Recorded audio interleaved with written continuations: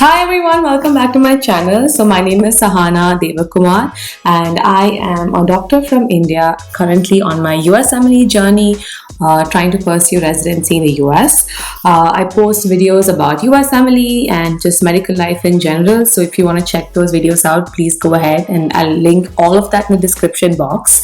My step 1, step 2 prep video and USMLE resources video you can find on my homepage and in the description box below.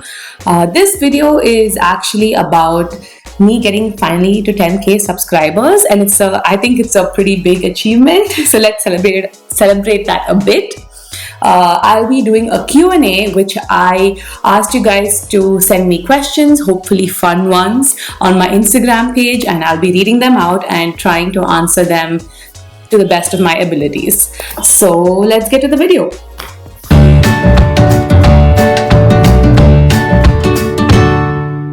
So the first person, Kareen Ann, asks, how do you have so much energy?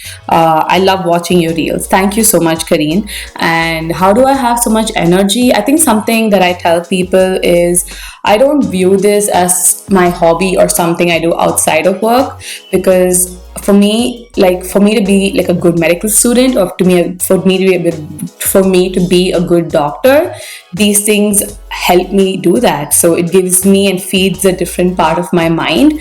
So I always make time and make space for doing fun things in my life, like dancing or making reels for you guys. So I really enjoy doing it. So I think I don't really have to spend too much energy on it. Okay, what is tougher? Waiting for your pizza order or interview email? I did ask for fun questions, so it's on me, but definitely waiting for your ERAS email. Like I have this interview prep group, and I'm sure all of you who are applying for Match will be on these massive WhatsApp groups. And most of the time what gets us through is funny memes about us going to our graves waiting for interviews from ERAS. So definitely waiting for ERAS emails is excruciating. How are you embracing the uncertainty of this process? Okay, thank you so much for this question, Sai Sudha.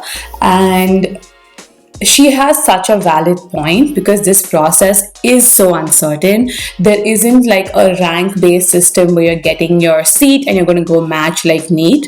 There are a lot of variables, even if you do have great scores and a lot of USCE. Ultimately, the most important thing is making strong connections and making a reputable name for you in that healthcare system.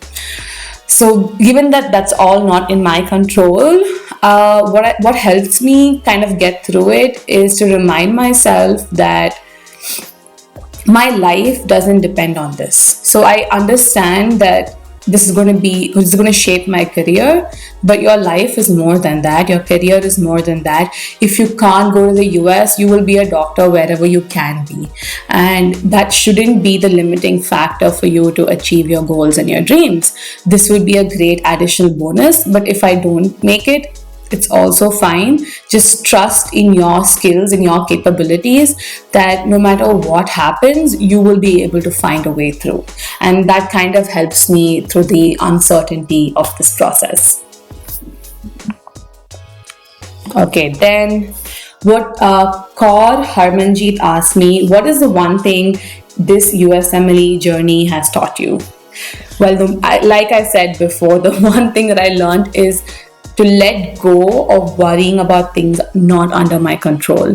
So when I was studying for my step 2 exam, I would get so anxious about the rest of the process. I'm like, oh my god, okay, this is just one thing: USCE, LORs, rotations, research. So all of that would overwhelm me a lot. So I used to play this song Ke Sera Sera every night before I went to sleep. It's a very, very old song, and it translates to, the future is not for you to see, and whatever will be, will be. So I think just the trust and the faith in whatever is meant for me will be, that's something which I learned during this USMLE journey. Next question is from Toph in real life.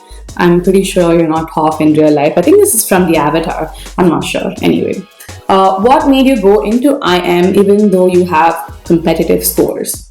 Okay, I'm so glad she asked me this because I don't think you should choose what you want to do for the rest of your life only because you have competitive scores.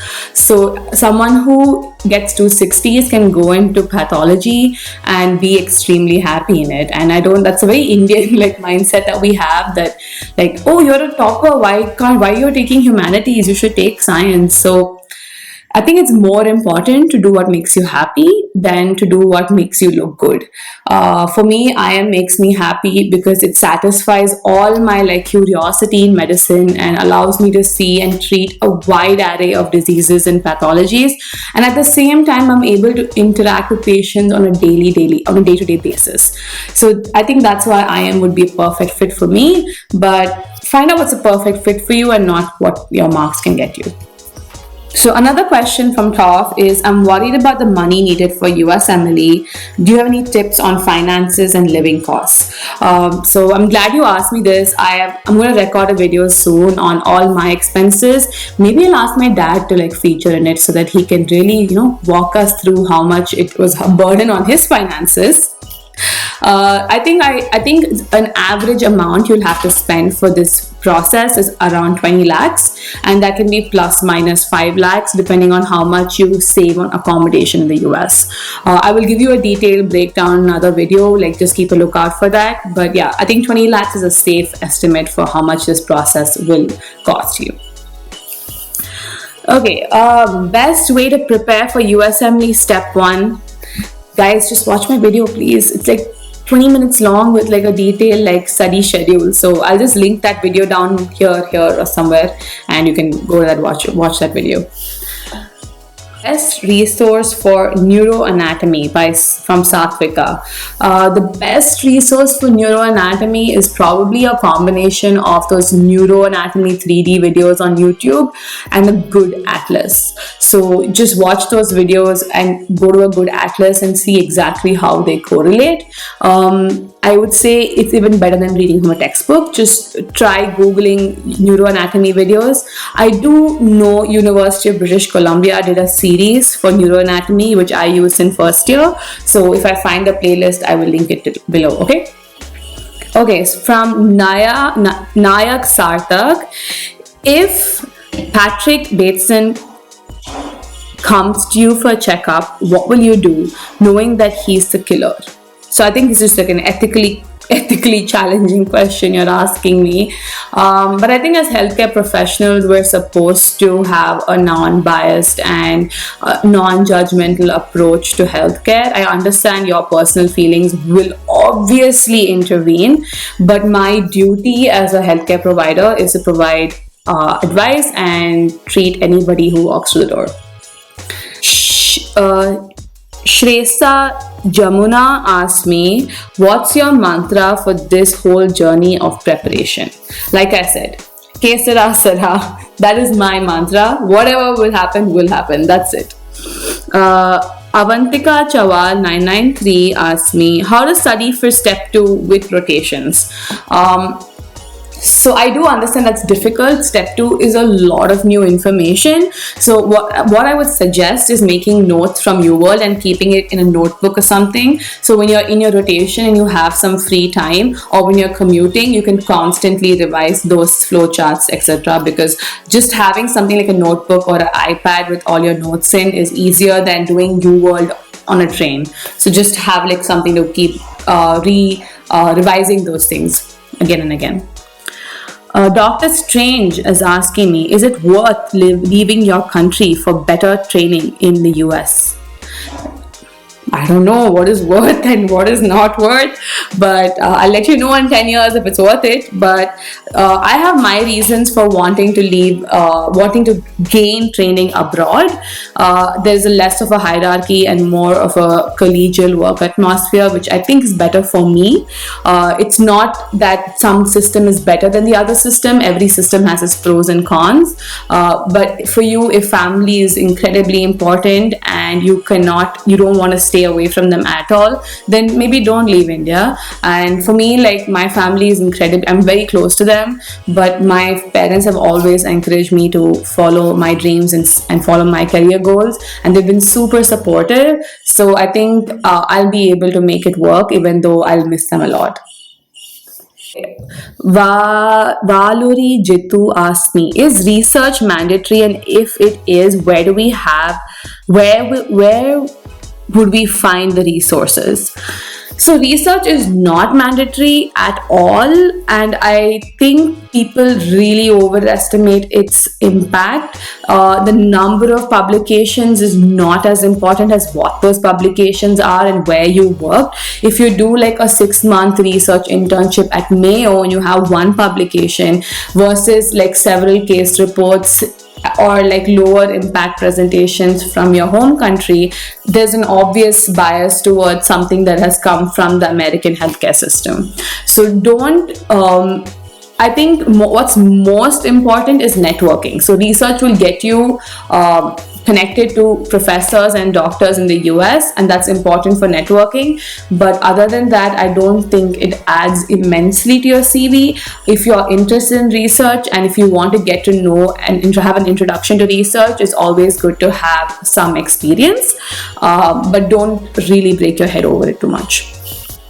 What was the worst phase of your life? Tell us how you tackled it, I think. MD Subbub. Guys, what names you have? MD Subban for you. Okay. What is the worst time of my life? I'm like pretty jovial person. I wouldn't say I've had like a worst time, but I definitely think 11th and 12th was very challenging for me because there was a lot of self-esteem issues I was dealing with because I was always used to being the best, and I was put in a very competitive coaching atmosphere where everybody had already been in coaching from like 8th grade or 7th grade, and I was just like, okay, let's see what happens, and it was bad. I kind of gave up very quickly when things didn't come to me naturally because they always did. So I think I really thought low of myself in those 2 years, and I think medical school actually helped me regain that confidence. So that would be the worst phase of my life. Turk Qatar Sini. Could you do more day in life vlogs working in the US? Okay, sure, I will. So I do have a vlog in the works. I did make a month-long vlog of my experience in Mount Sinai Medical Center in Florida. It's a beautiful vlog because Florida is beautiful and Miami is beautiful. And I will try to show you what a typical day looks like for residents and medical students in the US very soon. Okay. Amol Nanak 30 asked me how to deal with anxiety of the STEP exams. Very good question. I think a lot of people really overlook how anxiety inducing this process can be just because there's so many variables. It is not just one exam or one score. It's a lot of like CV building, networking, and then the research, and then there is USCE, all of these things that you need to take into account. So what's the best way to deal with it is to break it down into smaller steps and really reward yourself for completing those smaller checkpoints. I obsessively make lists because I think I have mild ADHD, and lists really help me keep in track with my schedule. And whenever I do finish off a good chunk, I do give myself a break. I go out with my friends or order a really nice piece of cake and eat it, or binge watch my favorite movies. So just breaking it down into smaller tasks and enjoying the process as much as the result is, I think, helps with the anxiety of it. Rohan Ravi Kumar asked me, you live in Bangalore? I think he's also from Bangalore, yeah. So I am from Bangalore, born and brought up from Bangalore, true blue Bangalorean, I would say. I love my city. I've realized after traveling the world that Bangalore does have the best weather in the world. Like no natural calamities, great sunny, like pleasant weather throughout the year. What more can you ask for? Okay, Sai Sudha asked me, what do you usually do after 8 continuous shots of tequila? I am not an 8 tequila shot person. Oh Lord, no. Like, this would like put me in the hospital. This is not my go-to night out order for sure. Jessica Carter asked me, if you were on death row, what would be your last meal? Oh, this is interesting. What would be my last meal? What makes me indescribably happy? Well, it's going to be Indian food for sure. So probably like an Afghani mutton biryani with like mutton chops, like a roasted mutton chops with mango lassi and some chicken lasuni kebab. Yeah, or galati kebab. Oh yeah, galati kebab. Scratch that. Like just like a really like heavy meal that I'll go into a coma before I even die. Okay. Bhavyan asked me, what's the most difficult thing you had to sacrifice in your life in spite of you liking it? Oh, that's really interesting. Thank you for that question. So something that I had to let go of. But I do tend to have FOMO. I have a fear of missing out on everything and anything. So there have been things I've had to let go of. So especially when studying for steps, I had to kind of let go of my dance classes and and meeting my friends, which is something I'm really fond of. So I kind of took it as a transaction, like you show some willpower here and you get something in return. And something that I really like, oh yeah, soda. Oh my god, I love soda and it's so bad for your health, guys, and I've had such a hard time letting go of it. Oh, funniest comment from a patient. Abdul Hassan's asking me.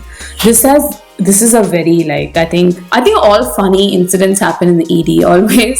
So I was an intern in St. John's during the COVID pandemic, and I was doing my night shift, and I think it was 3 a.m. in the morning, and all of us are like, this is a part of night shift where it's really hard to get through the shift. So there's this guy who his friend brings him in, and both of them are drunk as hell. This guy's entire face is smashed in. I'm talking maxillary fracture or base of skull fracture, and I'm like, this is crazy. So I go to his friend and I'm asking him okay, what's the history? Because this guy is pretty inebriated. So he said he downed an entire pitcher of beer and then he fell face first.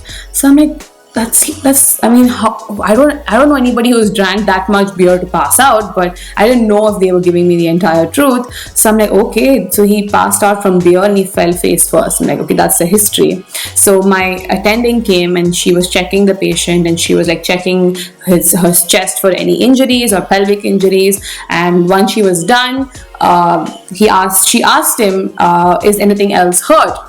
And he was mumbling something, and I'm like, okay, let me go closer and see if there's maybe some other injury we're not looking at. And when I went really close to him, he said, my pride. So when she asked him if anything else was hurt, he was trying to be funny, and he said, my pride. At 3 a.m., I didn't think my attending appreciated as much, but I found it really funny.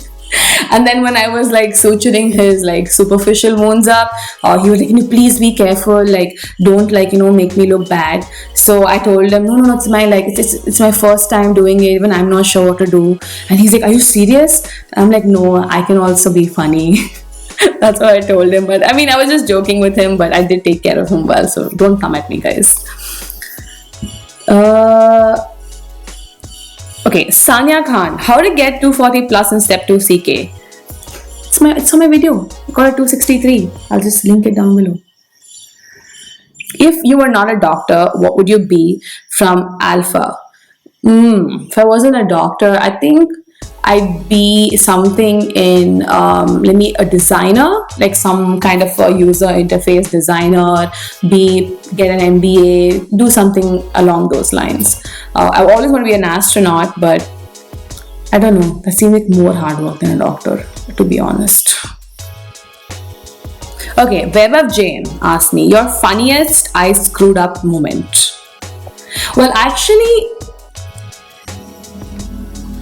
I don't think I can say this on camera, so let's move on. Okay. Okay, Dr. Stark asked me something about the USMLE journey that's not advertised enough. Okay, listen to me, guys. Nothing matters as much as your contacts there. So when you go for your USCE, make sure you attend conferences, you impress the attendings that you're working with, get into projects with them so you can really form long-term bonds with them, because trust me, nothing works as well as contacts. And I have learned this in this process. Nobody tells you this, but this is the truth. Okay, Ganesh asked me, which movie would you want it to... Okay, which movie would you want to be if your life was a movie? Okay, what movie would my life be if it was a movie? What movie would I want it to be? I'm like a real like sci-fi nerd, but what movie would I want it to be like? Something like Interstellar, like something very dramatic and you get to go on an adventure, but then it's all love in the end. So something like that, yeah. That's what I would want my life to be like. Okay, Sakshi asked me, are you earning part-time other than YouTube, and how? So when I was preparing for my step 2, I did work as a content creator. I was working for an online education company where I would make flashcards and flash notes for them, which was a very nice way for me to keep up with my medical education as well as earn something part-time. You guys can do the same. I think Marrow, Prep Ladder, they all look for content creators, and MBBS doctors who are fresh out of MBBS are the best people for this job. So keep a lookout for those jobs. They are fun and it's educational as well as you can make money out of it. What's the best prank you've ever pulled? What's the best prank that I've ever pulled? I did pull a prank on my like school friends once, which ended up, I took it too far. So like they were a couple in school, so I got a new phone for the first time and no one had my number, so I texted my friend saying that, oh, the principal, I'm like so and so sister talking, my parents know everything, they're going to the principal tomorrow to complain about you guys and you better like, you know, keep your story straight. And he was like, please don't let them do that, please, I will deny everything, I will break up with her right now, don't, please don't. And I didn't know how to tell him like, haha, I'm joking, but then like it got so bad and he felt he was like losing his mind. And that was, and then my friend called me, he's like, dude, something happened, I think he's really screwed. You should, what do you know anything about this? And I had to fess up and be like, I am the problem, I'm sorry. I didn't think I should have taken it too far, but I was in like 8th grade, so forgive me people, forgive me. Okay guys, that was the video, and I'm going to come up with a lot more videos soon, like the educational cost of USMLE, my USCE vlog, and some more resources and MBBS videos for people who are in MBBS still and would like to integrate your USMLE prep with your MBBS prep. So please keep watching, and you know the drill, like, share and subscribe. It really helps if you give this video a like or comment down below, because the YouTube algorithm just picks it up. So have fun, keep studying, stay sane, and I will see you next time. Bye.